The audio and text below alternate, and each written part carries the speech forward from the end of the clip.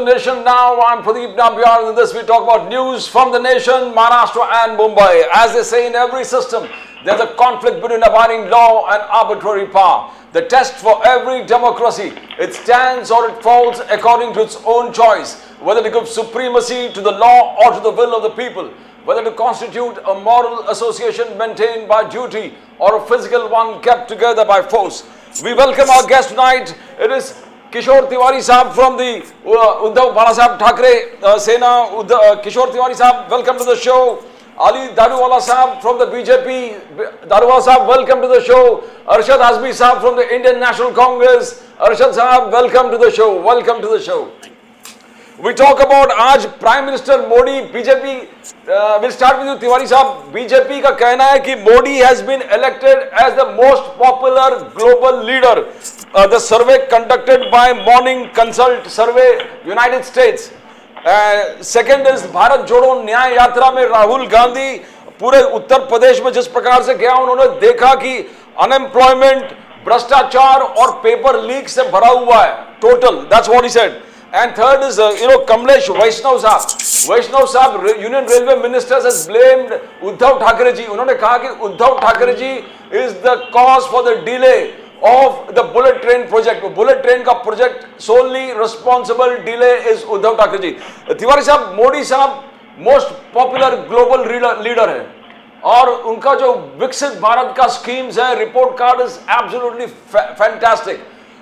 You think जो 400 पार जो मोदी साहब बोल रहे हैं, इस बार 400 पार एंड हैट्रिक करने वाले हैं. तिवारी साहब, how do you see that? देखो, मोदी जब तक भारत के प्राइम मिनिस्टर हैं तो वो ग्लोबली सबसे पॉपुलर लीडर रहे. जैसे नेहरू जी थे, इंदिरा गांधी जी थी.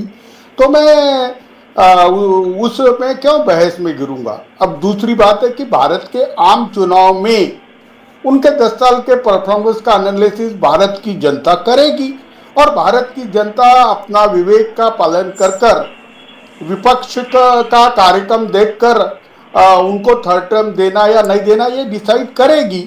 जो आपका दूसरा सवाल क्या था वो मुझे मालूम नहीं थी. भारत जोड़ो न्याय यात्रा, राहुल जी पूरे उत्तर प्रदेश में जाकर उन्होंने पाया कि अनएम्प्लॉयमेंट, भ्रष्टाचार और जिस प्रकार से पेपर लीक्स सब जगह हो रहे हैं, तो हर चीज, न शिक्षक का वैकेंसी भर रहा है, न पुलिस का वैकेंसी भर रहा है, भ्रष्टाचार से लिप्त है उत्तर प्रदेश. देखिए, उत्तर प्रदेश के लो या भारत का हर राज्य लो, अनएम्प्लॉयमेंट पीक पर आ चुका है. अब कॉन्ट्रैक्चुअल वर्कर्स एम्प्लॉयमेंट करना, ये करना, और ऊपर से आपने देखा हर राज्य की जो पब्लिक सर्विस कमीशन है उनका करीबन 12 साल से एम्प्लॉयमेंट रुका हुआ है. कहीं ना कहीं कोई ना कोई पिटीशन आ जाता है और जहां भी कोई एग्ज़ाम होती है उसके बाद वो पेपर लीक हो जाते हैं. तो मामला संगीन है. अनएम्प्लॉयमेंट और सरकारी कर्मचारियों की संख्या देखो तो शिक्षकों की संख्या 50% से कम है, डॉक्टरों की संख्या भी वैसी ही है, कर्मचारियों की संख्या भी 40% पे आ गई है. करीबन मुझे लगता है कि 2015 के बाद कोई मासिव रिक्रूटमेंट हुआ नहीं और हर राज्यों में है. एक बिहार में अभी शिक्षकों का रिक्रूटमेंट हुआ और वो स्मूथली हो चुका. तो भ्रष्टाचार ये मामला मोदी जी चुनाव में जब जीत के आए तब भी बड़े जोरों शोरों से था, लेकिन मैं अभी तुमको बोलूंगा कि पिछले 10 साल के अंदर मोदी जी पर कोई भ्रष्टाचार का आरोप नहीं लगा. तो जनता ये बात को एक्नॉलेज करती है, लेकिन उनकी जो राज्य सरकारें हैं या मोदी जी के साथ के लोग हैं उन पर विवाद निर्माण होते हैं कि उनके संपत्ति में इतना इजाफा क्यों हुआ. दूसरा, रेड टेपिज्म जो है, रेड टेपिज्म सब तरफ वैसा ही है. ट्रांसपेरेंसी के नाम पर, डीबीटी के नाम पर बातें तो बड़ी बड़ी होते हैं लेकिन प्रोजेक्ट्स पूरे नहीं हुए. अभी महाराष्ट्र में यवतमाल के अंदर प्राइम मिनिस्टर आने को जा रहे हैं. वहां पर आप देखते हैं तो पिछले 10 साल में सबसे ज़्यादा किसानों की आत्महत्या हुई है. कपास उत्पादक किसानों की बड़ी समस्या है. जो नल से पानी की बात की थी तो वहाँ की नल योजना अभी भी पूरी नहीं हुई 10 साल के अंदर. तो मोदी जी के जो गारंटी की बातें है वो ग्राउंड पर दिखती नहीं है। तो अब विपक्ष इस सब चीजों को कैसा लेके जाता है। आपका तीसरा प्रश्न जो बहुत इंपॉर्टेंट था कि बुलेट ट्रेन का प्रोजेक्ट डिले हुआ, यस यस, और वो उद्धव जी के वजह से डिले हुआ, और अश्विनी जी ने कहा। तो मैं एक बात कहूंगा कि अश्विनी जी बुनियादी तौर पर कोई ऐसे डॉक्यूमेंट लेके आ जाए जिससे बुलेट ट्रेन का प्रोजेक्ट डिले करने में राज्य सरकार थी। राज्य सरकार चाहती नहीं है कि उसके प्राइम लैंड के ऊपर ये आ जाए, लेकिन राज्य सरकार ने खुलकर विरोध किया, या राज्य सरकार का विरोध है ऐसा आप कहते हैं, तो मैं अश्विनी जी को कहूंगा कि उनके आरोप बेबुनियाद है। लेकिन मैं फिर से एक बात करूंगा कि राजनीति ना होते हुए एक बात हम इवैल्यूएट कर ली जाए कि बुलेट ट्रेन की आवश्यकता क्या है, और बुलेट ट्रेन जहां चल रही है वहां प्रगति बहुत ज्यादा हुई है क्या, या प्रगति और बुलेट ट्रेन की कोई को रिलेशन है क्या। जहां पे गुजराती भाई 2-2, 3-3 घंटा फाफड़ा खाते रहते हैं, वहां पर क्या करेंगे अभी। और एग्जिस्टिंग जो चीजें हैं उस पर होना चाहिए। नहीं, दारू वाला जी, मैं जो बोल रहा हूं ना कि देश का फोकस स्मार्ट सिटियों पे था, लेकिन पुणे लो जहां से आप आते हैं, अभी भी मोस्ट कंजक्टेड सिटी में आ चुकी है। वहां का मेट्रो पाइपलाइन में है, बहुत सारा किया लेकिन चालू नहीं हुआ। बेंगलोर का भी हालत वही है। मैं मोदी जी ने 10 साल में कुछ किया ही नहीं, या उसके पहले मनमोहन सिंह ने 10 साल में कुछ किया नहीं, ऐसी बड़ी बड़ी बातें नहीं करूंगा। या अभी हम 2024 में आके ये कहे कि नेहरू जी ने ये कहा था, नेहरू जी ऐसे थे, इंदिरा जी ने ये कहा था, मुझे समझ में नहीं आता। जब संदर्भ रहते उस संदर्भ में बोला जाता, और जो लोग स्वर्गीय हो गए उनके कंट्रीब्यूशन को एक्नॉलेज करना छोड़कर उनके मृत्यु के 70 साल 50 साल के बाद अगर इस प्रकार की विवाद उपस्थित कर आज की सरकार चाहती है कि वो अपनी विफलताओं को छुपाएगी, तो मुझे लगता नहीं। लेकिन मैं विदर्भ के यवतमाल जिले से आता हूं, जहां पर मोदी जी 2014 में भी उन्होंने प्रचार चालू किया था, 19 में भी चालू किया था, और मेरे गांव से चालू किया था, और मैं वो दोनों वक्त मोदी जी के साथ था। मोदी जी ने जो जो प्रॉमिसेस किए थे उसमें से एक भी प्रॉमिस पूरा हो नहीं पाया। अब मैं बताता हूं, मोदी जी के साथ जो टीम है वो टीम है अकाउंटेबल है या नहीं, ये भी मुझे सोचना पड़ेगा।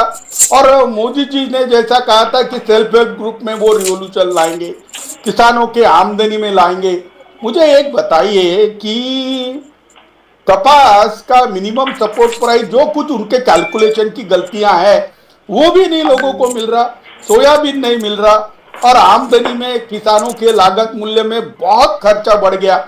अब पावर्टी लाइन की ये बात करते हैं कि हमने 25 करोड़ लोगों को पावर्टी लाइन से ऊपर लाए। ऐसा ही मनमोहन सिंह ने भी कहा था कि 27 करोड़ लोगों को हमने पावर्टी के ऊपर लेके आया। लेकिन जब भी हम सड़क पे घूमते हैं, जब भी हम झुग्गी झोपड़ियों की तरफ जाते हैं, तो लोगों को हम इतनी विपन्नता में क्यों देखते हैं। क्या ये पावर्टी लाइन का एलिवेशन है? देखिए कुछ भी है, लेकिन मैं एक बात बताता हूं कि सत्ता, संपत्ति, संसाधन ये 2% लोगों के पास जमा हो रहे हैं। 98% में से तो 70% लोग को वो चांस ही नहीं मिलता। मैं हर बात के लिए मोदी जी को दोष नहीं दूंगा, लेकिन एक बात के लिए मैं दोष दूंगा कि सिस्टम में कुछ तो भी गड़बड़ी है कि हम सारे लोगों को साथ ले नहीं पा रहे। हम अब उद्धव जी ने ये किया वो किया, उस पर अगर दोष दिया जाता है तो जनता में जा रहे हैं ना। तिवारी साहब, अब हार्डली 2 महीने में हम जनता में will allow Daruwala to respond. Daruwala Sahab from the Bharatiya Janata Party, you heard Kishore Tiwari ji from Uddhav Thackeray Sena. No joke. तो नंबर 1 है कि हमने शुरू किया था कि मोदी जी has been सर्वे में निकला है कि the most respected and the most popular world leader. Second, Rahul Gandhi ji ने जिस प्रकार से भारत जोड़ो नया यात्रा में कहा कि उत्तर प्रदेश में भी है, तो उत्तर प्रदेश में भ्रष्टाचार, अनएम्प्लॉयमेंट, पेपर लीक से टोटल ग्रसित है. और third is Kamlesh Vaishnav ji has told that Uddhav Thackeray ji is responsible for the delay in the bullet train projects. Daruwala sahab, you heard Tiwari sahab. Daruwala sahab. Yeah, firstly, I'd like to compliment Kishore Tiwari ji. While he was criticizing, in the same breath, he even appreciated 10 years of government in Modi ji's regime has been total corrupt free. I thank him for being a very blunt and a straightforward person. But secondly, what I would like to say is I would like to speak on total performances and not vaguely and not in the air. Over here, not refuting what Kishore ji said, because Kishore ji's party, Honorable Uddhav Balasaheb Thackeray ji, has been part of the government in the previous government for 5 years when Devendra Fadnavis ji was the CM. He has even supported the Modi government right from 2014.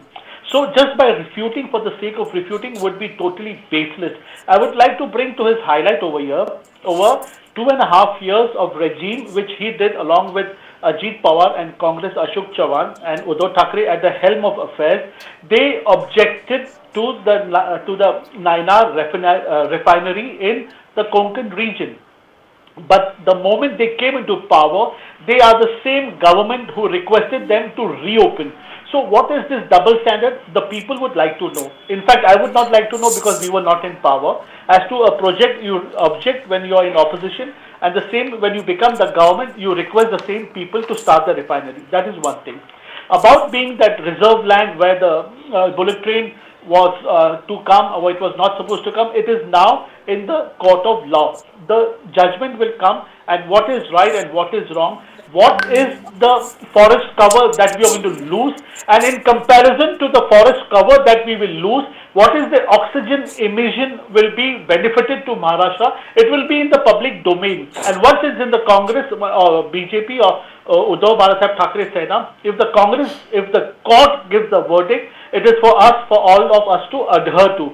So we will wait and we will stop. Vaishnav ji must have said as to his speed of work. The speed at which the center is working is no looking back. And where a hamper happens in Maharashtra, it may be disturbing him. And coming back to what Rahul Gandhi ji's Nyay Yatra. As I told you, Pradeep ji, Rahul Gandhi ji's Nyay Yatra is blessing in disguise. Wherever he's gone, where people have heard him, they have withered and they have left the party. He has been sending people. I am saying we are not inviting people into our party. It is Rahul Gandhi's attitude, the way he approaches and the way he speaks is compelling the members of the Congress to join the ruling government. And I thank Rahul Gandhi ji. He should continue for this yatra from Kashmir to Kanyakumari and from Gujarat to West Bengal. So this country will be as हमारा सपना है, कांग्रेस मुक्त भारत. राहुल गांधी जी, आपको श्रेय जाता है आपके party members को हमारे पार्टी में लाके जोड़ाने के लिए. Back to the studio. Arshad ji, आपने सुना, आप तिवारी साहब से भी सुना, आप दारूवाला साहब से भी सुना. दारूवाला साहब ने अंत में आप पे आरोप कर दिया कि अगर राहुल गांधी जी की वजह से सब लोग छोड़ के आ रहे हैं तो आप हमें क्यों ब्लेम कर रहे हैं, हम तो खुश है. अर्शद आजमी साहब, देखिए, जो दारूवाला साहब ने कहा कि राहुल गांधी जी की वजह से पार्टी छोड़कर आ रहे हैं, तो ये सरासर मतलब गलत बात है. इसलिए गलत बात है कि पार्टी वही लोग छोड़कर जा रहे हैं जिनके ऊपर कोई ना कोई तरह के आरोप लगे थे और जिनकी जांच चल रही थी ईडी, सीबीआई और दूसरे महकमों में.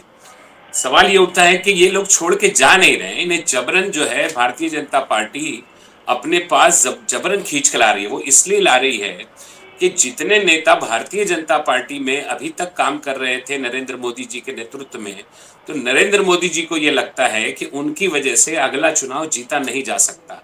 इसलिए वो जो है वो कांग्रेस के ऐसे नेताओं को तोड़कर अपनी तरफ ला रहे हैं जो उन्हें अगला चुनाव जिताने में मदद करेंगे. अगर आप ये बताइए कि आपने दुनिया भर का विकास किया है तो फिर आप दूसरी पार्टी के नेता जिन पर भ्रष्टाचार के आरोप लगे हैं और आप पूरी दुनिया में डंका बजाते हैं कि आप भ्रष्टाचार के विरोधी हैं, फिर ऐसे ही लोगों को आप पार्टी में ले रहे हैं, इसका मतलब है कि आप अपने आप को कमजोर समझते हैं. पहले आपने जो एक सवाल किया था, मैं उसका जवाब देना बहुत जरूरी समझता हूं. आपने कहा था कि दुनिया में मोदी जी की पॉपुलैरिटी बहुत है, नंबर 1 हो गए, नाम बहुत है. हाँ, मैं मान लेता अगर उनके इस नाम की वजह से जो पॉपुलैरिटी दुनिया में मोदी जी की है, अगर उनकी इस पॉपुलैरिटी की वजह से इस देश की महंगाई कम हो जाती, इस देश की बेरोजगारी कम हो जाती, वो किसानों को एमएसपी दे देते, वो कॉन्ट्रैक्ट पर फौज को नहीं डालते, 4 साल का ऐसा अग्निवीर नहीं पैदा करते जो अपने मुल्क के लिए लड़ते हुए अगर उसका डेथ हो जाए तो उसको शहीद का दर्जा भी ना मिले। तो ऐसी पॉपुलैरिटी से क्या फायदा जब आप अपना कोई वादा ही नहीं निभा पाए। आपने एक भी वादा, 10 गारंटी गारंटी आप चिल्ला रहे हैं पिछले 10 सालों में। मुझे बताइए कि ऐसी जितनी भी गारंटियां थी जो एक आम आदमी की जिंदगी की व्यवस्थाओं को सुधार सकती थी, उनको क्या एक भी गारंटी को उन्होंने पूरा किया? न नौकरी दी, न एमएसपी दी, न बेरोजगारी कम हुई, न अच्छे दिन आए, किसी भी तरीके की गारंटी को उन्होंने पूरा किया? सिर्फ बोल देना है, ऐलान कर देना है, गोदी मीडिया पूरा दिन उस ऐलान को लेकर ढोती रहेगी, घूमती रहेगी, लोगों के बीच चिल्लाती रहेगी। अरे भाई, हालात कहाँ सुधरे लोगों के? हालात अगर सुधर जाते तो उस देश का हर व्यक्ति आत्मनिर्भर होता ना। अभी तो वो सरकार के 5 किलो राशन पर निर्भर है। तो अगर आपकी पॉपुलैरिटी आपके काम की वजह से बढ़ गई होती तो ये देश में बहुत सारे सुधार हो गए होते। लेकिन आपकी पॉपुलैरिटी आपके काम की वजह से नहीं बढ़ी, बल्कि उस मीडिया की वजह से बढ़ी है जो आपके पैरोल पर काम करता है, जो आपका प्रोपेगेंडा डिपार्टमेंट है। तो सिर्फ बोल देने से कि ये अपना बहुत पॉपुलर हो गए मोदी जी, क्या करेंगे साहब? पेट की आग ही नहीं बुझ रही उनकी पॉपुलैरिटी से। एक भी आदमी इस देश का इस बात को मानने के लिए तैयार नहीं है कि उसकी जिंदगी में आने वाले 10 साल में कोई सुधार आया। आप दुनिया की 5वीं अर्थव्यवस्था बन गए। अरे भाई, आम आदमी की जिंदगी पर उस 5वीं बड़ी अर्थव्यवस्था का क्या फर्क आया? अगर आज आप ये देखिए कि नौजवानों को जिस तरह से बेरोजगारी के लिए वो दुनिया भर का अलग अलग आंदोलन कर रहे हैं कि किसान एमएसपी पे आंदोलन कर रहा है, आपकी पुलिस उस पर गोली चला दे रही है। कब हुआ था भैया देश में ये? किसान तो अन्नदाता है ना, उसकी तो एक वैल्यू है, एक सम्मान है। आपने वो सम्मान को भी तोड़ दिया। भ्रष्टाचार के खिलाफ है आप। अभी कल की रिपोर्ट आई है कि भ्रष्टाचार इस तरह से मोदी सरकार कर रही है कि ऐसी कई कंपनियों पर ईडी जाके रेड डालती है और उसके बाद वो कंपनियां जो हैं उनको चंदा देती है, किसी ट्रस्ट के थ्रू देती है, बाद में वो चंदा बीजेपी को आ जाता है। आपकी पॉपुलैरिटी बहुत है, आपने विकास बहुत किया है। आप ट्विटर वाले को एक्स जो है उसको खत लिख रहे हैं कि फला आदमी का अकाउंट बंद कर दिया जाए, फला आदमी का अकाउंट सस्पेंड कर दिया जाए। क्यों डर रहे हैं भाई? आपने तो जमीन पे काम किया है ना, चिल्लाने दीजिए दुनिया को। दुनिया जितना चिल्लाती चिल्लाने दीजिए, आपने जमीन पे काम किया वो तो लोगों को दिखेगा। फिर डर किस बात का? देखिए, प्रोपेगेंडा है और प्रोपेगेंडे से आप ये समझ लीजिए कि नारों से पेट नहीं भरता, ना ही नारों से चूल्हे जलते हैं। उसके लिए जमीनी हकीकत होती है, जमीन पर उतरकर लोगों के लिए काम करना पड़ता है, तब जाके एक गरीब आदमी की पेट की आग बुझती है। ऐसा कुछ भी इस सरकार ने नहीं किया, इसीलिए घबराकर ये दूसरे नेताओं को तोड़कर ला रहे हैं। तिवारी साहब, मोदी जी के गारंटी बीजेपी का कहना है मोदी जी के गारंटी यानी पूरी होने वाली गारंटी। मोदी साहब कह रहे हैं पीएम किसान कोई गारंटी रहने वाला था किसान के लिए, मोदी जी गारंटी लिए और पीएम किसान वगैरह अलग अलग स्कीम्स इस्तेमाल किया। ओबीसी को कोई गारंटी नहीं दे रहा था, बैंक लोन नहीं दे रहा था, मोदी जी आके खड़े हो गए और मुद्रा लोन सैंक्शन हो गए। मुद्रा के माध्यम से ओबीसी समाज को लोन मिला। फिर उन्होंने कहा कि जो विश्वकर्मा योजना के माध्यम से जो विश्वकर्मा जो कारीगर है उनको कोई गारंटी नहीं ले रहा था, मोदी जी आके गारंटी दे दिया और 13,000 करोड़ का बजट और ट्राइबल्स के लिए जनमन। तो मोदी जी का कहना है every segment, Tiwari sahab, every segment has been fulfilled. और आप फार्मिंग कम्युनिटी से ज्यादा जानकारी हो, कल ही मोदी जी ने कहा लखपति दीदी बनारस में हर महिला को गिर गांव जो गिर काउ का बेड दिया है मोदी जी ने, जिसके माध्यम से 17 लीटर दूध और गोबर वगैरह इकट्ठा करके महिला सशक्तिकरण का उत्तम उदाहरण तिवारी साहब मोदी जी का कहना है। How do you see? You heard both Daruwala sahab and Arshad Azmi जी। हाँ, आपने जो कुछ भी कहा, मैं एक एक चीज गिना देता हूं आपको। मोदी जी की कृषि क्षेत्र में जो योजनाएं थी उसमें जो जमीनें बर्बाद हो गई केमिकल फार्मिंग से, उसको जिंदा करना था, जिसमें कुछ हुआ नहीं। दूसरा, प्राइम मिनिस्टर जो सिंचाई योजना थी उसके काम के दावे पूरे के पूरे ये 5 साल में फेल हो गए। पानी का लेवल नीचे चले गया। ड्राईलैंड एरिया को सिंचित किया था तो उसके बारे में व्हाइट पेपर आया है कि भारत में परिस्थितियां बड़ी बुरी है। क्रॉप डाइवर्शन के अंदर फेल हो गए। क्रेडिट साइकिल के अंदर मैं आपको बताता हूं कि 1 लाख करोड़ का जो बजटरी सैंक्शन था वो दूसरी चीज में डाइवर्ट किया गया। दूसरा मैं आपको बताता हूं कि मोदी जी ने कोर इशू पे जो काम किया था तो इंश्योरेंस पे काम किया था, लेकिन इंश्योरेंस पे इतना बवाल हो चुका है कि इंश्योरेंस कंपनियां लाखों करोड़ों कमा रही है। इसका मतलब क्या है कि आपने कोर सेक्टर पे काम किया नहीं। हाँ, क्रॉप के अंदर इंटरनेशनल मिलेट ईयर के अंदर मिलेट्स का कोई प्रमोशन हुआ नहीं। चलो, गिर गैया को देने का प्रोजेक्ट है, और अभी तक भारत में गैया पे क्या काम किया गया या सस्टेनेबल एग्रीकल्चर पे क्या काम किया गया, इस पर तो बड़ी बड़ी बहस के लिए हम जाएंगे। टेक्नोलॉजी के लिए मोदी जी ने क्या किया, इस पे भी जाएंगे। और फूड प्रोसेसिंग के अंदर क्या हुआ, इस पे भी जाएंगे हम। मैं अभी बताता हूं, अगर मोदी जी की जो योजनाएं थी वो चल जाती तो क्या उनको 500 रुपए महीना किसानों को देने की जरूरत पड़ती? हाँ, उनका इनकम दुगना करने को गए थे और अभी 500 रुपया इनकम इंसेंटिव दे रहे। हाँ, देखो, सब्सिडी रिस्टोरेशन की बात कब आती है? आपने केमिकल फर्टिलाइजर के रेट बढ़ा दिए, बीजों पे आपका नियंत्रण चला गया। हाँ, और मैं आपको बताता हूं कि बिजली का सब्जेक्ट इतना गंभीर हो चुका है राज्यों के अंदर कि किसानों को बड़े मुश्किल से बिजली मिलती है।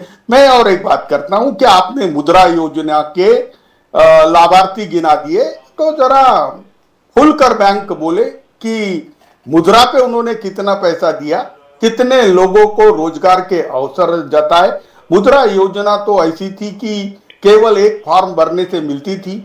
अगर प्रदीप जी आप जमीन पे आके बैंकों के हाल देखोगे तो देश तो माइक्रो फाइनेंस कंपनियां या नॉन बैंकिंग फाइनेंशियल इंस्टीट्यूट के हाथ में चला गया है। 18% से 24% वाले लूट खा रहे हैं।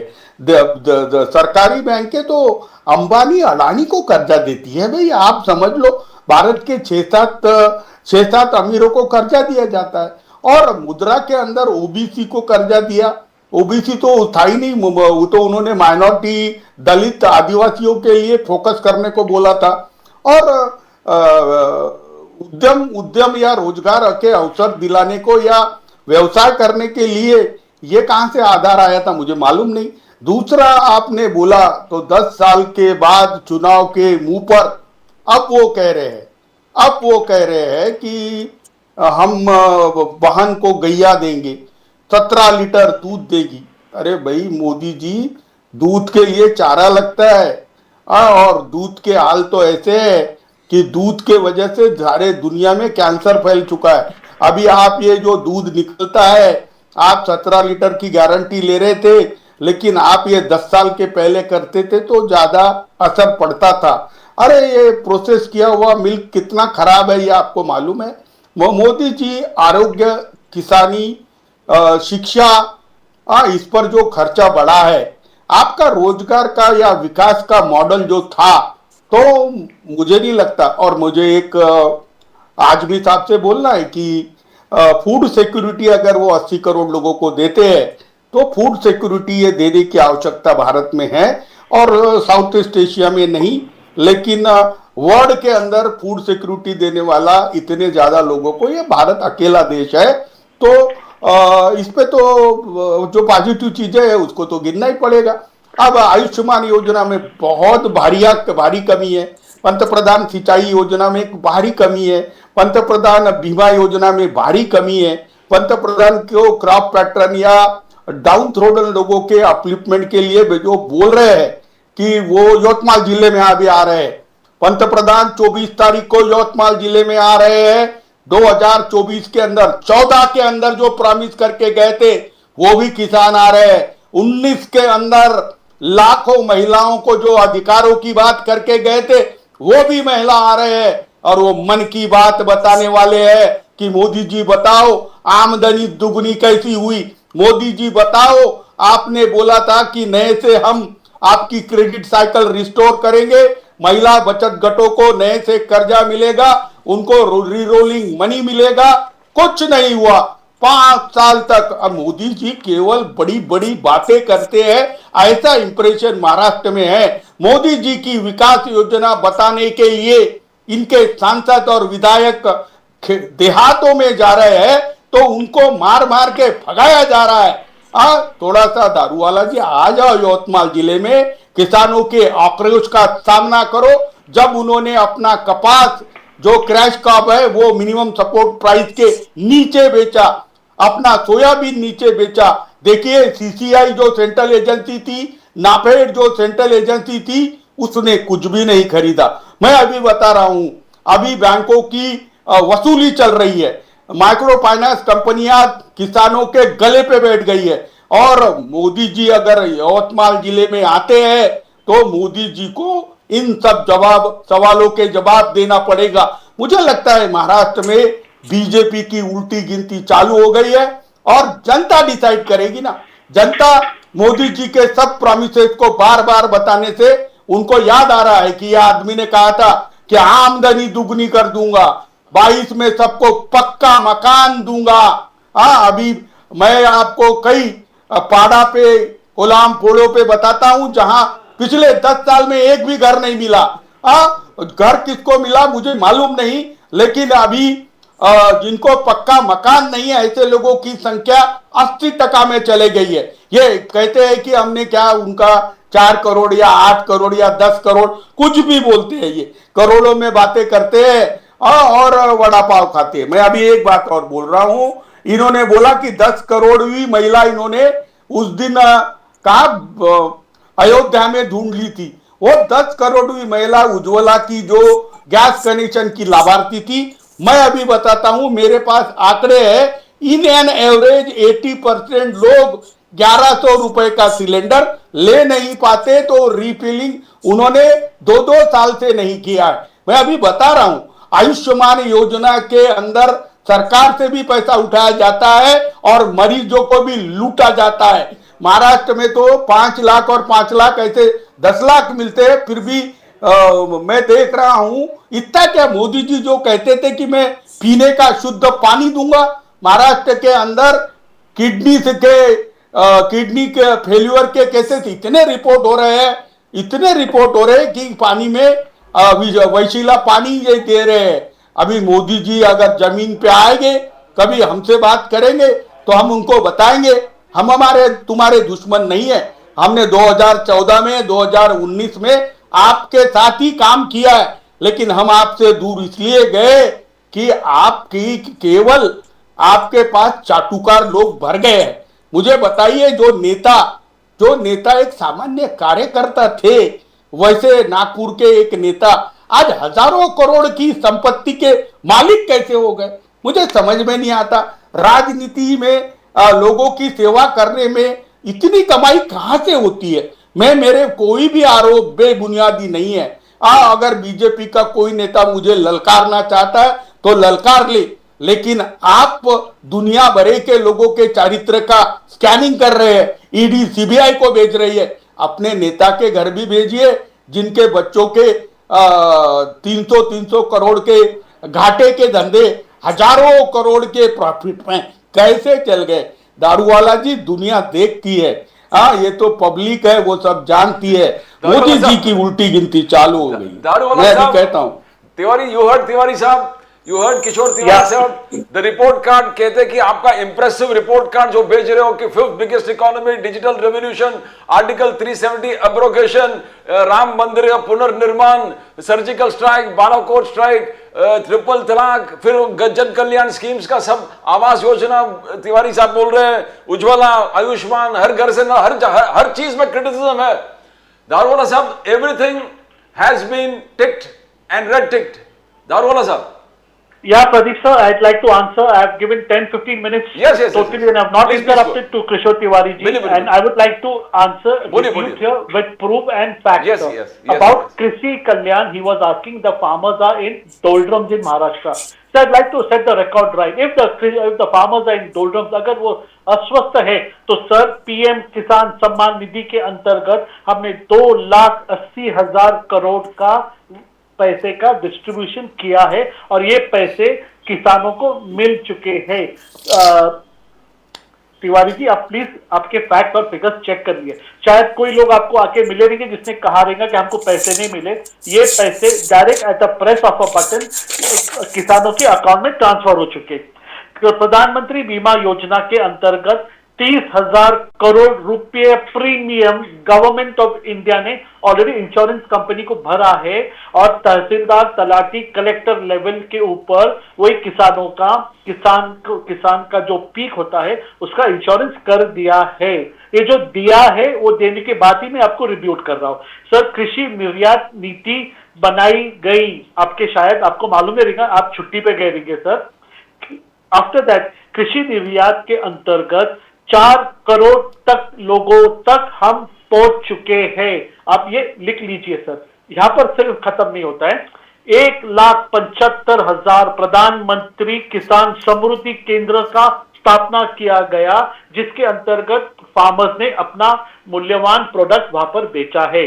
मूल्यवान प्रोडक्ट बेचने के बाद मत्स्य पालन के अंतर्गत महिलाओं को ऑल इंडिया में 17 लाख काउस जो होते हैं ना सर, वो ऑलरेडी हमने डिस्ट्रीब्यूट किए। वो बोल रहे वो जो 17 लीटर दूध आएगा मत पियो, उससे कैंसर होता है। Definitely you can take it on record.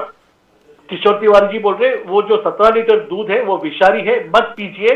Now we will take this on a technical ground. मैं उनके ऊपर कोई कार्रवाई नहीं करूंगा, उनको टेक्निकली मैं प्रूव करूंगा सर। पशुपालन मच्छी मार किसानों को क्रेडिट कार्ड दिया है, उसके अंतर्गत 10,000 मुद्रा लोन के अंतर्गत वो जाके जब उनको जरूरत पड़ी ऑफिशियल गवर्नमेंट बैंक से वो पैसे विड्रॉ कर सकते हैं विदाउट एनी गारंटी। मेरे प्राइम मिनिस्टर ने उनकी गारंटी ली है सर। मेरे प्राइम मिनिस्टर ने जिसकी गारंटी ली, बैंक का कोई अधिकारी के इसमें दम नहीं है क्या वो उसको सवाल करे। ये रहा किसानों के बारे में। Now he was asking about गरीबों के घर। सर, ये देश में 4 करोड़ लोगों को घर मिल चुका है। जहां पे घर मिल चुका है वहां पे एक आदमी नहीं, उसके घर में कम से कम 4 लोग रहते हैं। तो आप हिसाब लगाइए, आज 12 करोड़ लोग जो सड़क पे सोते थे, कच्ची झोपड़ी में सोते थे, आज अपने घर में सोते हैं। और ये एक घर में जो 4 लोग हैं मिनिमम, ये नल से आने वाला शुद्ध जल पीते हैं। और ये लोगों की दुआ मेरे पंतप्रधान को लग रही है।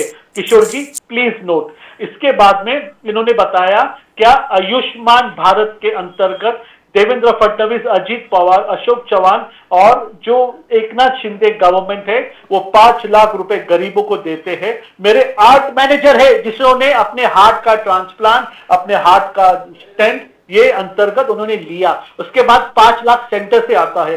10 लाख रुपीस गरीबों को हॉस्पिटल के अंदर विदाउट एनी हेजिटेशन, ना कि सरकारी हॉस्पिटल बल्कि जो रजिस्टर्ड प्राइवेट हॉस्पिटल्स है वो जिसने ECSH, CGSH के अंतर्गत, IPF के अंतर्गत रजिस्टर किया है, नामांकित हॉस्पिटल भी गरीबों को सेवा दे रहे हैं।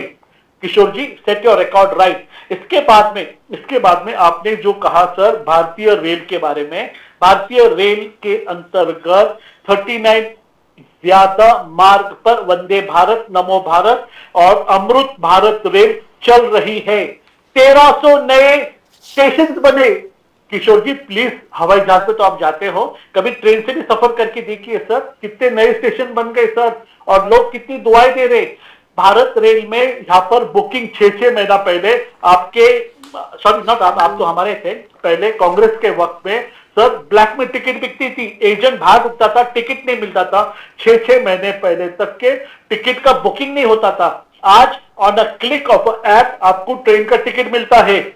इसके अंतर्गत सर आप एक पहला समझिए सर, चंद्रयान, सूर्ययान ये कैसा हुआ?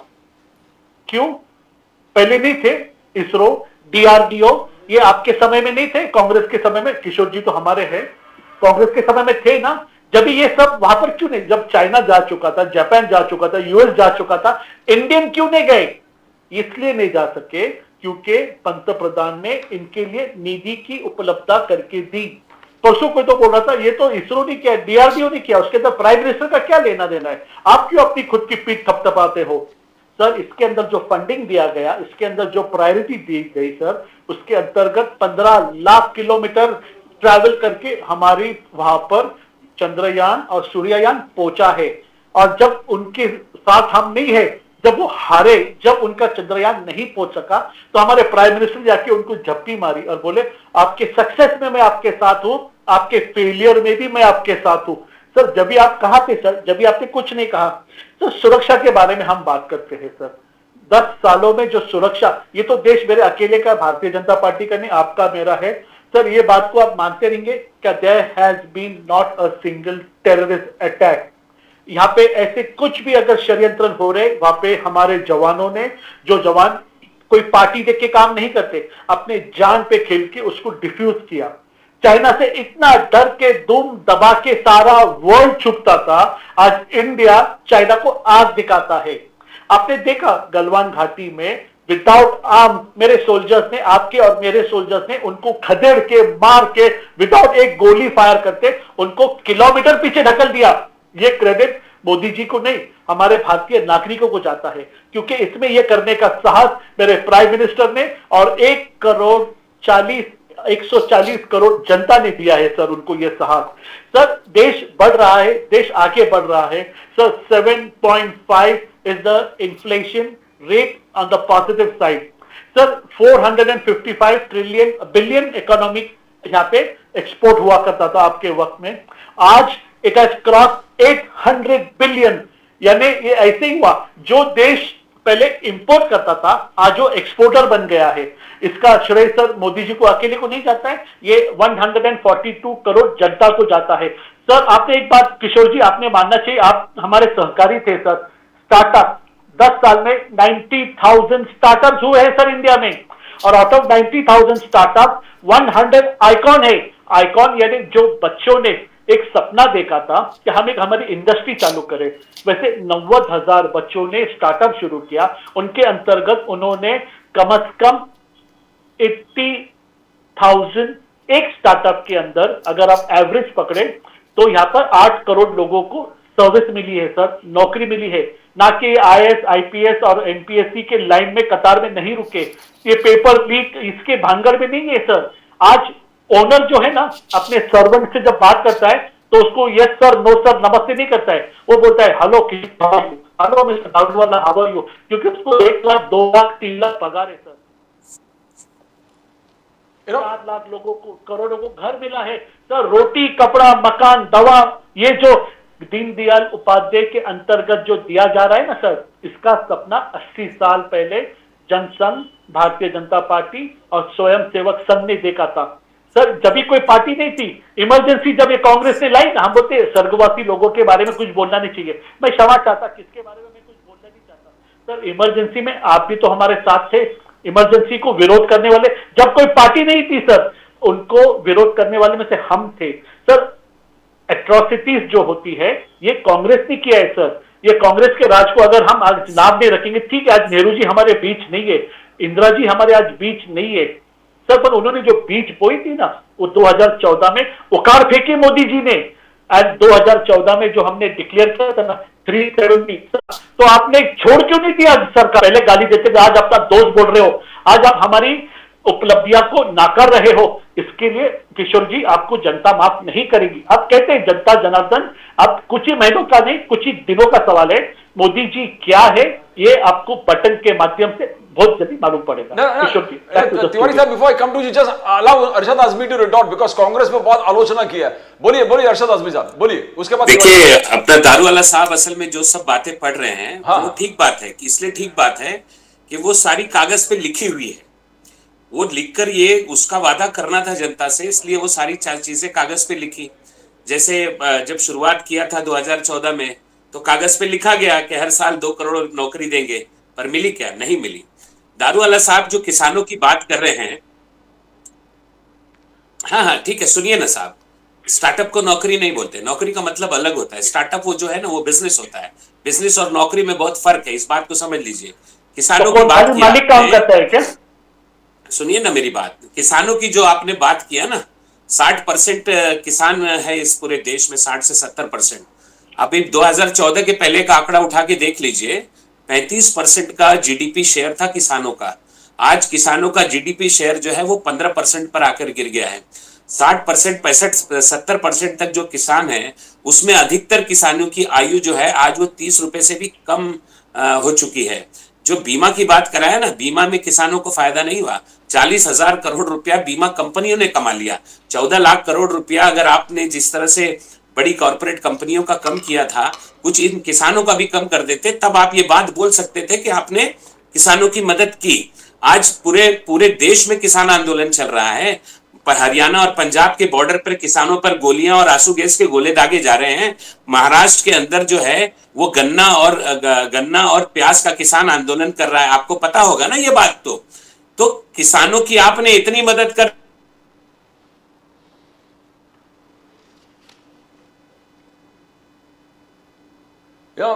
आई थिंक अरशद आजमी जी, आपका engineering, have you got Arshad Azmi ji on the screen?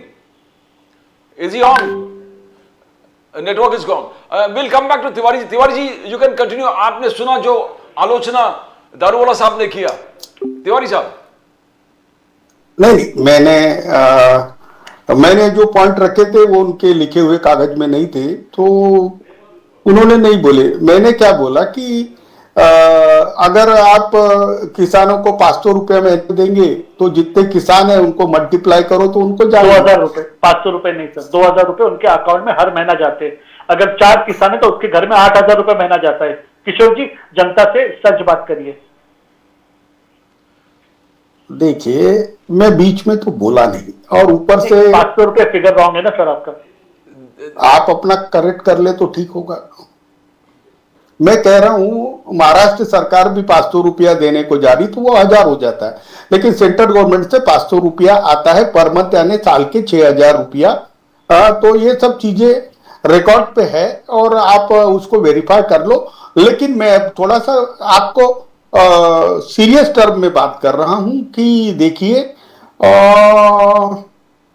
कपास का मूल्य 2 साल पहले 10,000 था, सरकार ने 7,000 रुपया उसका मिनिमम सपोर्ट प्राइस किया और वो 5,000 से 6,000 रुपए में किसानों को बेचना पड़ा। किसान आम का आक्रोश है क्यों? किसानों का आक्रोश है इसलिए कि उनका अगर किसानों को पर हेक्टर अगर 15 से 20 एकड़ 20 क्विंटल भी कपास होता है तो उनका जो नुकसान हुआ वो 40,000 20,000 से लेकर 40,000 तक हुआ। तो किसानों का जो इनकम के साइड में लॉसेस है उसको हम सब्सिडी से रिस्टोर नहीं कर पाए। किसानों में आक्रोश है या नहीं है? अगर ये सब सोचते हैं कि इनकी बातों से किसान न हो जाएंगे, अब मैं बताता हूं देश के अंदर पक्के मकानों की जरूरत कितनी है और 4 करोड़ मकान यानी उस जरूरत के कितने परसेंट होते हैं। हाँ, तो जिनको पक्के मकान का दावा किया था नहीं मिले ऐसे लोग कितने हैं? तो 8 करोड़ है। अभी आप देखिए कि लोगों आपने बोला था कि 2 करोड़ की नौकरियां देंगे, टोटल मिलाकर 22,000 भी नौकरियां हम जनरेट नहीं कर पाए। ऐसा होता है कि कुछ फ्रंट पर हम फेल हो गए। रास्ते वगैरह तो अच्छे बन गए, लेकिन रास्ते पे कर्जे कितना हो गया? 15 लाख करोड़। देश पर इकोनॉमी में कर्जा कितना हो गया? कांग्रेस ने 1 लाख करोड़ का कर्जा छोड़ के गया था, अभी आपने 150 लाख करोड़ का कर्जा कर दिया। देखिए, दुनिया में हमारे पासपोर्ट की बात करते थे तो वो 86 नंबर पे चला गया है। अभी आप डेप्ट की बात करते हैं तो हम सोमालिया के आसपास चल रहे हैं। मुझे बताइए कि ये विश्व गुरु बन गए, विश्व शक्ति बन गए, लेकिन विश्व शक्ति कभी सरकारों से नहीं बनती, क्या है, जनता से बनती ना। अगर देश की 80 करोड़ जनता अभी भी सरकार के 2 जून के रोटी पर है, हाँ, और हर गांव के अंदर सोशल इंजीनियरिंग के बड़े बड़े इशू है, शिक्षा प्राइवेटाइज हो गई, हेल्थ प्राइवेटाइज हो गई। अब ये हेल्थ के बड़े बड़े दावे कर रहे थे, रेलवे के ये बड़े बड़े दावे कर रहे थे, अब इन्होंने वंदे मातरम वगैरह बोला, तो ये सब प्राइवेटाइजेशन के तरफ। वंदे भारत बोला, बाद में नमो भारत बोला। हाँ, ये तो नमो नमो करते ही है, इसका मुझे कुछ नहीं है। लेकिन एक बात मुझे बताना है कि बेसिकली रूरल क्राइसिस और एग्रेरियन क्राइसिस यह पिछले 10 साल में पटरी पे नहीं आए, ऐसा किसानों का कहना है। अगर हमारे दावे झूठे हैं, आपके सब दावे ठीक है, तो मुझे लगता नहीं कि आपको हमारे लोगों की वो 80% लोगों को लेने की जरूरत थी, एनसीपी को लेने की जरूरत थी, अशोक चौहान को लेने की जरूरत थी। इस प्रकार पार्टियों को वर्टिकल स्प्लिट करने की जरूरत थी। अगर आपका बुनियादी तौर पे बहुत अच्छा काम है तो मुझे लगता है कि आपकी जीत अगर पक्की है तो आप करप्ट लोगों को क्यों जमा कर रहे हैं? ऐसा लगता है कि तुम्हारी नैया नैया को छेद गिर गए हैं और ये छेद तुम बुझाने की कोशिश कर रहे हैं बाहर से गम लेकर। ऐसा नहीं होगा। देखिए, महाराष्ट्र के हद तक जहां जहां मैं घूमा हूं वहां जनता में आक्रोश दिखा मुझे, और अगर जनता का आक्रोश नहीं है तो मोदी जी को वोट देंगे। मोदी जी वो क्या बोलते हैं 500 पार 600 पार वो हो जाएंगे। लेकिन एक बहुत बड़ी मांग आ रही है अभी कि आप बैलेट पेपर के साथ भी करो, आप ईवीएम के साथ भी करो और बैलेट पेपर के साथ भी करो, तो जो जो आपकी पॉपुलैरिटी पे सवाल उठते हैं वो नहीं उठेंगे, ऐसा मुझे लगता है। आखिर में मोदी जी है, उनको आत्ममुग्धता का रोग जड़ गया है और मोदी जी ये किसी का सुनते नहीं। अभी मैंने देखा इनका राष्ट्रीय अधिवेशन जिसमें राजनाथ सिंह और बड़े बड़े नेता मोदी जी का गुणगान कर रहे थे, ये आत्ममुग्धता के और चाटुकारिता के परम सीमा पे चले गए हैं। मोदी जी अगर अच्छे हैं तो इनको इतना बोलने की जरूरत क्या है? हाँ, आ जाएंगे चुन के। हाँ, इतनी ये मीडिया खरीद के खुद का बखान करने की क्या जरूरत है? रामलला नहीं बचाने वाले दारू वाला, रामलला नहीं बचाने वाले। हाँ, राम जी जानते हैं आप रावण सेना के मेंबर हो, राम जी जानते हैं, मैं बता रहा हूं ना। हाँ, मैंने जो सवाल किए वो तो बताए नहीं भाई। आज भी साहब आ गए, जरा उनसे भी पूछ लो क्योंकि वो बड़े दारूवाला साहब आजमी couldn't complete। आजमी साहब जरा कंप्लीट कीजिए अपना, then I'll go to Daruwalla साहब। आजमी साहब बोलिए। देखिए, दारूवाला साहब असल में क्या करे, बेचारे मजबूर हैं। इसलिए मजबूर है कि मोदी जी को जो है ना सिर्फ तारीफ सुनने की आदत है। सैनिक है वो। हाँ, नहीं, सिर्फ तारीफ सुनने की आदत है मोदी जी को। दारूवाला बेचारे मजबूर हैं। जब राजनाथ सिंह और दूसरे लोग तारीफ करने पर मजबूर हो गए तो पार्टी का प्रवक्ता यही करेगा। आज देखिए, जो बातें बार बार दारूवाला साहब इतना लंबा चौड़ा उन्होंने वो गिना दिया, मैं बहुत शॉर्ट में उनको बताता हूँ। किसान एमएसपी मांगता है, आप गोली चला देते हैं। जवान नौकरी मांगता है, आप उसकी बात को नहीं सुनते हैं। कोई पूर्व गवर्नर भ्रष्टाचार को आरोप लगाता है, उसी के घर आप सीबीआई भेज देते हैं। विपक्ष के खिलाफ आप इतनी कड़ी कार्रवाई पर आ गए कि उसके बैंक अकाउंट आप सीज कर देते हैं। तो किसी भी तरीके से बस आपको चुनाव जीतना है। आपने तो काम किया ना साहब, आराम से बैठिए। और मोदी जी तो सदन में खड़े होकर सीना ठोककर चिल्ला रहे थे ना, एक अकेला सब पे भारी। मोदी जी ऐलान करे कि जितने विपक्ष के लोग हैं चलो सब एक साथ मिल जाओ और आओ मेरा मुकाबला करो। पर मोदी जी क्या कर रहे हैं, विपक्ष के लोगों को जेल में उठा उठा के डाल रहे हैं। अभी हेमंत सोरेन को डाला, अब जो है केजरीवाल को डाला। We got a problem. Engineering, can we connect? Arshad Azmi sir. Sir, can I rebuke to it, sir? Yeah, please go on. Yeah, I was just going to reply back to what the Congress gentleman said, sir. Yes. He was saying we are taking people in our party. Yeah, sir, even it is Tiwari not sahab, what we are doing. Tiwari साहब भी accusation किया। Yes. Yeah. So that is not the case with us. Sir, I would like to clear Ashok Chauhan ji's stand. He said, I have worked 38 years with a particular agenda. इतना overnight मेरा agenda change नहीं हो सकता, मगर लोगों के कल्याण के लिए, मेरे लोगों को मान सम्मान देने के लिए मैं मोदी जी के लॉयल्टी प्रोग्राम को इंडोर्स करके मैं बीजेपी ज्वाइन कर रहा हूं। उन्होंने अपने आइडियोलॉजी को डाइल्यूट नहीं किया, एंड जिसका मैं सम्मान करता हूं सर। अशोक चौहान जी के साथ साथ जब अजीत पवार जी ने जब ज्वाइन किया ना, उन्होंने अपने पार्टी का सिंबल चेंज नहीं किया। वो बोले मैं राष्ट्रवादी में हूं, राष्ट्रवादी मेरा सिंबल है और मेरी पार्टी समर्थन देके एनडीए गवर्नमेंट में शामिल हो रही है। सर, इन्होंने अपने पार्टी का सिंबल चेंज नहीं किया। एकनाथ शिंदे जी ने 50 एमएलए के साथ ये गवर्नमेंट को समर्थन दिया है सर, ना कि ईडी उनके पीछे नहीं थी सर। वो गवर्नमेंट में हमारे साथ थे, इनके साथ ही सर वो गवर्नमेंट चला रहे थे। उन्होंने अपना सिंबल चेंज नहीं किया। वो मराठी मानुस अपने वचन के ऊपर ठाम है सर। 10% रिजर्वेशन मराठों को उन्होंने ये गवर्नमेंट लेके लोगों को पास ऑन किया। सर ये फंडामेंटल्स है सर, ये आज इनके साथ नहीं है करके बुरे हो गए, ये ऐसा कह रहे। मगर मैं ये तीनों का रिस्पेक्ट क्यों करता हूं, क्योंकि इन्होंने अपनी आइडियोलॉजी को डाइल्यूट नहीं किया, अपने अस्तित्व को डाइल्यूट नहीं किया। इन्होंने आपके उनके पार्टी सिंबल को लेके ज्वाइन करके 3 इंजन की सरकार चलाने का उन्होंने वचन दिया है और अपने लोगों को न्याय देने का सच्ची में काम किया है। अगर राहुल गांधी जी लोगों को न्याय देना चाहते हैं ना सर, उन्होंने कहना चाहिए कि 53 जो यहाँ पे फ्लैगशिप प्रोग्राम्स मोदी जी ले रहे हैं, चला रहे, आप इसका ज्यादा में ज्यादा इस्तेमाल करो। और कांग्रेस सरकार को अगर आप लाना चाहते हैं, जो हमारी खामियां है, आप क्या करना चाहते हैं सर? कर्नाटका को बैंकरप्ट गवर्नमेंट बना दिया सर। शिबू सोरेन के जो पुत्र है, वो जो आज जेल में गए ना सर, उसको अगर कुछ नहीं है ना तो उनको डरने की जरूरत नहीं है, वो वॉकआउट करेंगे सर। श्वेत पत्र, व्हाइट पेपर 2004 to 2014 में ये गवर्नमेंट ने क्या किया, ये अब हम निकालने जा रहे हैं sir. Black is black, white is white, दोनों पेपर आप कंपेयर करो, उसके बाद में वोट दो। ईवीएम मशीन हमने तो नहीं लाया, आपकी गवर्नमेंट में आई ना। जो आपके काम में आपको विश्वास नहीं है क्या? आप बोल रहे ईवीएम मशीन का कैंसिल करके बैलेट पेपर पे जाओ, तो वही आप चलाएंगे। अराजकता जो आपके 60 साल के आपने दौरान किया था, ईवीएम मशीन को लाने का काम तो ऑनरेबल मनमोहन सिंह, राजीव गांधी जी उन्होंने किया ना सर। तो आपको आपके काम के ऊपर भरोसा नहीं है, इसका मतलब।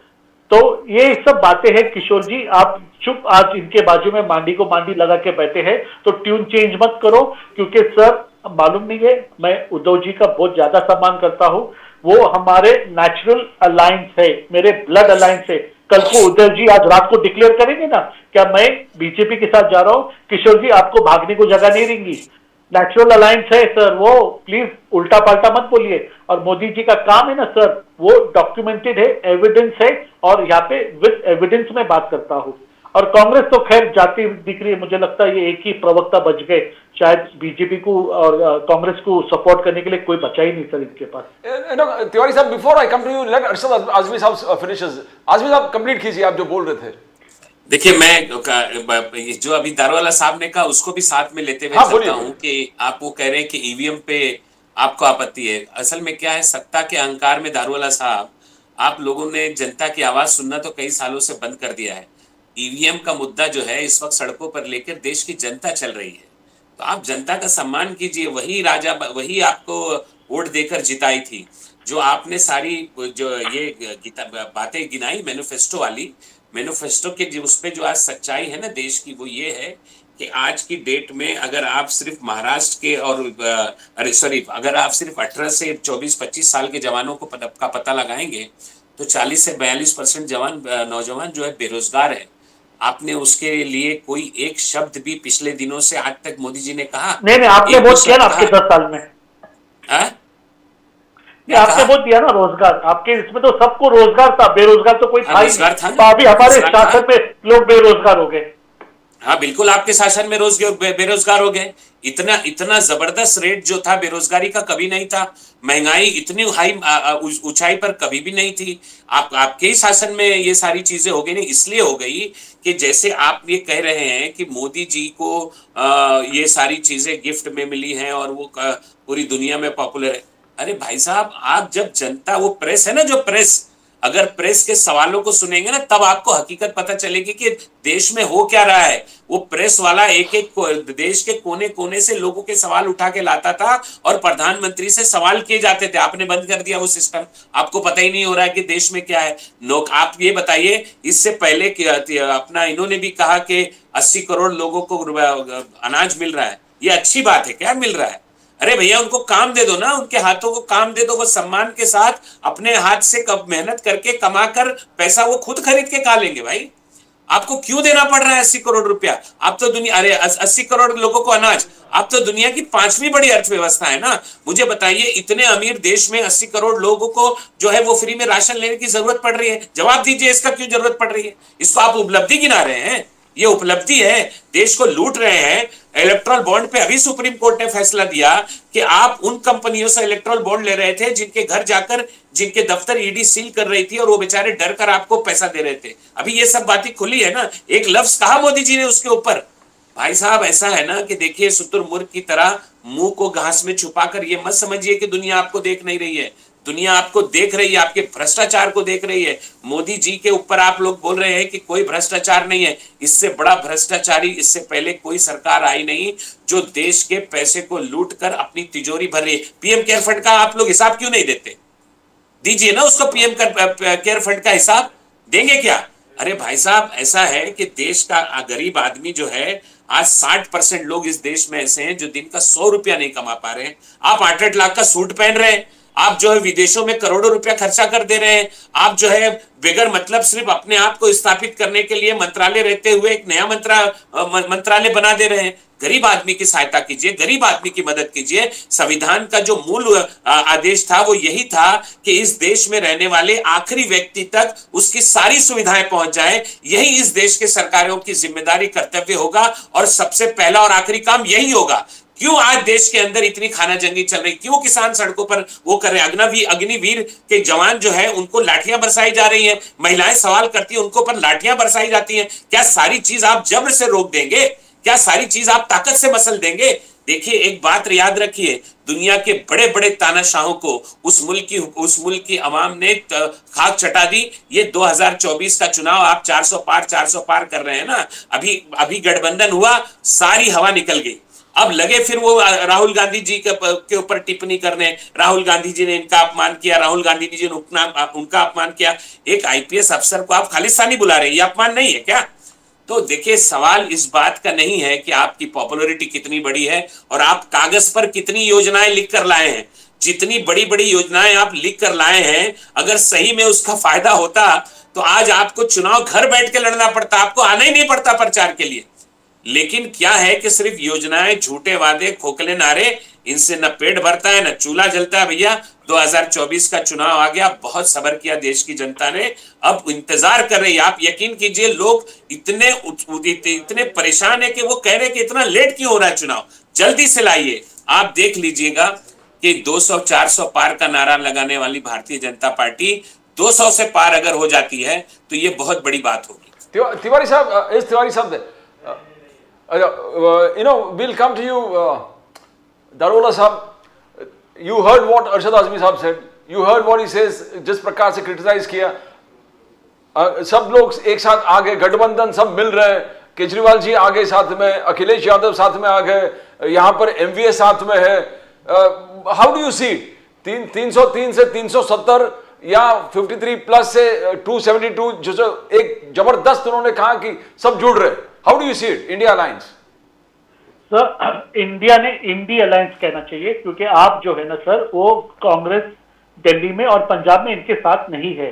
शायद ये आजमी जी को नहीं मालूम।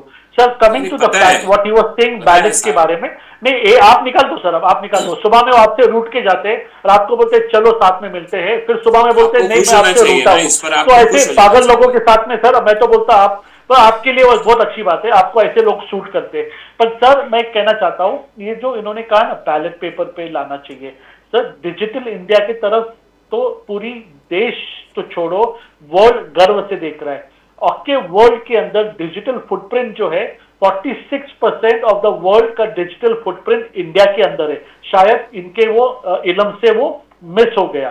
सर, दूसरी बात, पूरा जो है ना यूपीआई के माध्यम से 1200 करोड़ रिकॉर्ड ट्रांजैक्शन हो चुके हैं।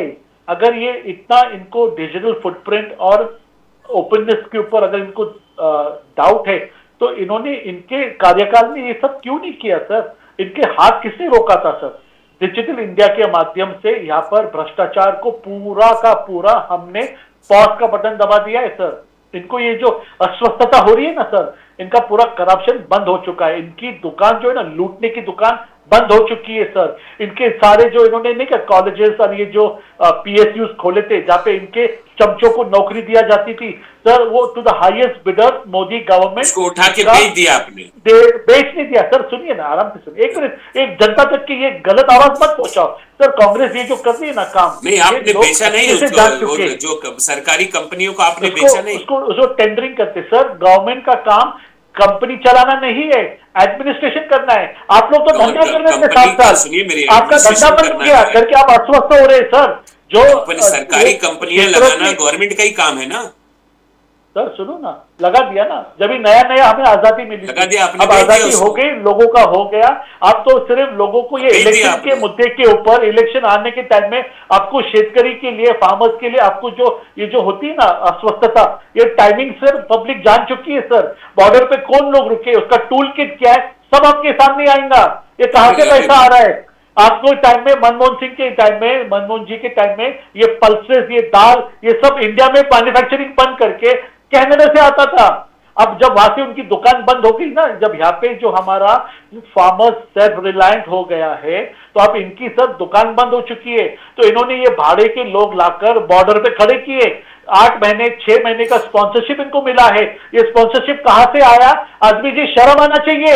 आप ये धंधे करते इलेक्शन आने के टाइम में मोदी जी को डिस्टेबलाइज करने के लिए, आपके पास कोई मुद्दे नहीं मिले तो आप ये भाड़े के लोग लाके यहाँ से वहां से जमा करके ला रहे। सर इलेक्शन होने दीजिए, ये लोग जब भाग के जाएंगे ना, बीच-बीच में बोलने दीजिए साहब, बीच-बीच में बोलने दीजिए। पत्थर से मारेंगे, पत्थर से मारेंगे सर आपको, लोग जान चुके। प्रदीप जी, सर ये तो दारोला इतना साहब, एक शर्म मिनट की सुन बात है। लीजिए। एक पंजाब जो सवाल कर रहा है करता ना हूं। सर, आज पंजाब एक जो कर रहा सवाल है, कर दुनिया लेता हूं, उससे फिर आप ठुक जवाब रही है। दीजिए। एक सवाल कर आदमी जी, लेता हूं। शर्म मेरा करिए एक सर। सवाल सुन लीजिए, उसको बात बढ़ा हाँ दीजिए। बोलिए बोलिए। आप बोल रहे हैं ना शर्म आनी चाहिए। पूर्व गवर्नर सत्यपाल मलिक मोदी जी से मिलने गए थे और मोदी जी से उन्होंने कहा कि देखिए ये कानून गलत है, इसको हटा लीजिए, अब तक 700 किसानों की मौत हो गई है। पता है आपको प्रधानमंत्री जी ने क्या जवाब दिया था? प्रधानमंत्री इनको जी ने मालूम है। जवाब दिया था कि क्या वो मेरे लिए मरे हैं? शर्म किसको आनी चाहिए भाई साहब? जवाब दीजिए, शर्म किसको आनी चाहिए? कांग्रेस को आनी चाहिए या आपको आनी चाहिए? आप किसानों की मौत पर खड़े होकर एक शब्द नहीं आज बोलते मैं और उनका मजाक डंके की उड़ाते हैं चोट कि पे कह सकता हमारे हूं लिए मर सर, गए। कोई उसकी मजाक नहीं उड़ा रहा हो सर। मेरे पंतप्रधान ने तो ऐसा प्रधानमंत्री कहा ही का नहीं, बोला ये हुआ तो बता रहा आपने हूं, अपना मुंह नहीं में बता डाले रहा हूं, हुए शब्द है। प्रधानमंत्री का बोला हुआ सर बता ये रहा हूं। सबने पहले, सर सुनो ना, ये शाहीन बाग लगाया, अब फेल हो गए, आपका अरे प्रयोग कहाँ चले फेल गए हो शाहीन गया। बाग पे भाई आप? एनआरसी अरे साहब, तो आप आ रहा है, शाहीन बाग पे कहाँ उसके चले बाद गए? में किसानों पे आ रहिए ना। चुका है, ट्रिपल तलाक तो कर चुके हैं। अब ये भी सुनिए, अरे भाई फार्मर्स साहब, बिल अगर ये गलत क्या है हो गया? तो वही प्राइम शाहीन मिनिस्टर है बाग पे जिसने ट्रिपल रेड तलाक पे आपने से कर माफी दिया। मांगी और एग्रीकल्चर बिल को वापस लिया। ये आपने ये नहीं जान रहे, आप लोगों के दिमाग में वही डाल रहे कि 700 लोग मरे। 750 अरे पर लोगों आपने की इन मौत के लोगों बाद को आपने मरने के लिए एग्रीकल्चर भेजा बिल तो को आपने, वापस लिया। आपके गवर्नमेंट ने भेजा। आपके हाथ इनके खून से रंगे हैं सर, कांग्रेस के 750 हाथ किसानों के हाथ सिखों के हमारे, मर्डर से रंगे हैं। 750 ये किसानों के सिखों खून से को हमारे हाथ डिस्गाइज रंगे हैं करने कि का काम प्रधानमंत्री के कांग्रेस ने रंगे? किया। सर आजमी जी आप समझिए, कांग्रेस ने ये देश में जितना खून बहाया ना, उतना किसने नहीं किया। कहाँ सर बहाया? लोग मैं जान तो चुकी सवाल है। कर रहा हूं सर आपसे ये कि पार्टी भाई आपकी बंद आपने- होने वाली है सर। ये लोगों को Become- मरने के लिए गुमराह करने का काम कांग्रेस ने किया। केजरीवाल आपका एजेंट है। 10 साल से भाई साहब, 10 साल से आपकी हुकूमत है। अभी कल आपने किसानों पर गोली चला दी। Daroga sahab, we come to the last round. Modi sahab ने कहा 370 आर्टिकल 370 एब्रोगेशन के बाद हमारा हक बनता है 370 का। दैट वाज मोदी साहब सेड। बोले कि मेरा हक, बीजेपी का हक बनता है, हमारा हक बनता है 370 सीट। हाँ बोलिए तो 370 और पूरे इंडिया का 400 प्लस मोदी साहब का कहना है। You are totally with that, you are totally with that Daroga sahab. Yes, आपने endorse it, sir. Run the show. Sir, अब की इसका बार जवाब मैं मोदी पहले सरकार। दे दूं क्या? सुनिए ना, प्रदीप जी, आजमी साहब सुनिए ना, उसके बाद में लास्ट आपके प्रदीप पास जी आ एक जाता हूं। मिनट, सिर्फ एक सवाल, हाँ एक ये जो 400 पार और एनडीए का 300 400 और बीजेपी का 370, जब इसकी शुरुआत हुई थी ना, तो अमित शाह ने बीजेपी का 400 पार बोला था, लेकिन फिर वो मोदी जी और दूसरों को समझ में आया कि थोड़ा ज्यादा हो गया, तो उसको 370 पे लेकर आए और एनडीए का 400 पार कर दिया। अब बोलिए दारोवाला साहब। Correct correct. दारोगा साहब प्रदीप जी 450 पार बोल रहे थे मुझे पहले। दारोगा साहब बोलिए। Pradeep sir, you know we are running this show for last 1 year. Exactly. I've always said अब की बार 400 पार. You Yes. asked me 400. I always told you NDA 400 seat. You know I don't mix with words and I don't play dirty politics. Yes, yes. And I'm not a thick skin like the Congress who come on the screen and speak lies and refute the good work done by the Honorable Prime Minister. 370 सुन के जाना आजमी जी घर को। Third term 370 seat ये BJP के हक के है और एनडीए गवर्नमेंट आपकी बार 400 पार, ये सुन के जाइए और रात को रट के सो जाइए। आजमी साहब सुनिए, आप रट के देखिए, मैं अब मैं इसका जवाब दे देता हूं दारोवाला साहब। ऐसा है ना, हाँ बोलिए। सपना देखना कोई बुरी बात नहीं है, सपना देखना अच्छी बात है, सपना देखिए आप। लेकिन ऐसा होता है ना कि जैसे कर्म होते हैं फल वैसे ही मिलता है। तो आपने ऐसे कोई कर्म नहीं किए 10 साल में कि आपको 370 जैसा फल मिले। आपने इस देश के लोगों की जो आयु थी, उसके उनका जो ये था आमदनी थी, उसको घटा दी। लोगों का परचेसिंग पावर आपने खत्म कर दिया। आदमी सब लोग डिबेट में जाते हैं। अब आप समझाइए हमको 53 से आप 272 प्लस कैसे पहुंचोगे? बिकॉज दारूवाला साहब ने कहा 370 हटा दिया, 370 400 हो जाएगा। ये 53 से आप 272 प्लस चैलेंज आपका बड़ा है, कैसे करोगे? देखिए मैं आपको बताता हूँ, सुनिए मेरी बात। हाँ, ऐसा है ना कि रोड मैप पता है? रोड मैप आपका रोड मैप बताइए सर, सुनना चाहता हूँ।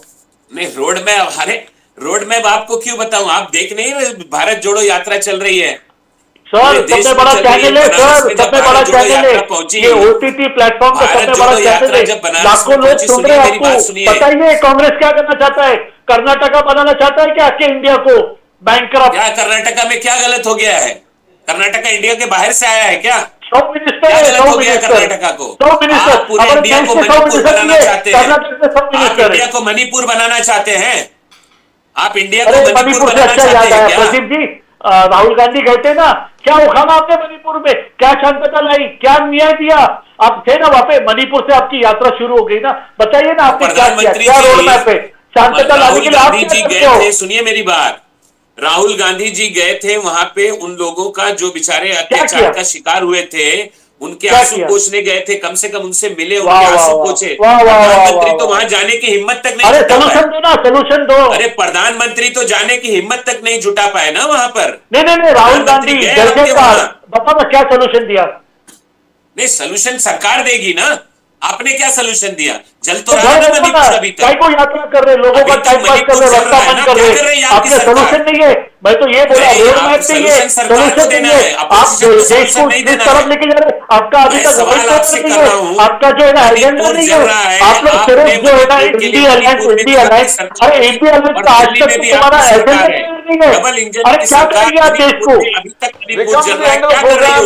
Thank you, Darwala Saab. Thank you, Azmi Saab. It has been a fantastic discussion. Very, very well informed discussion. और आंकड़े जिस प्रकार से सब लोग ने दिया, बहुत जबरदस्त हुआ. Knowledgeable discussion. Thank you very much, sir. Thank you, Arshad Azmi Saab. Thank you, Darwala Saab. Thank you so much. जय हिंद, जय महाराष्ट्र, वंदे मातरम, जय श्री राम, बोलिए। जय महाराष्ट्र, जय भीम, जय Bharat. Thank you so much. It's a fantastic discussion. Very, very well informed discussion. That's what we say. The preamble to the Constitution, as we always come to. We, the people, hereby resolve to constitute India into sovereign, socialist, secular, democratic republic, and to secure to all its citizens justice, equality, liberty, and fraternity. Justice is social, economic, and political. Equality is equality before the law and equal protection of rights. Liberty is freedom of speech, expression, faith, worship, belief, and right to life, liberty, and pursuit of happiness. And fraternity is believing in the eternal brotherhood, universal brotherhood, believing the territorial and the political integrity of the nation. As we always say, whichever party comes to the power should believe that they can keep the 4 pillars of the Constitution safe and sound, because if the pillars of the Constitution are safe and sound, the country prospers, the people prosper. That's all from Pradeep Nambiar Nation Now. We'll come again tomorrow with more news from the nation, Maharashtra and Mumbai. Till then, it's bye for now.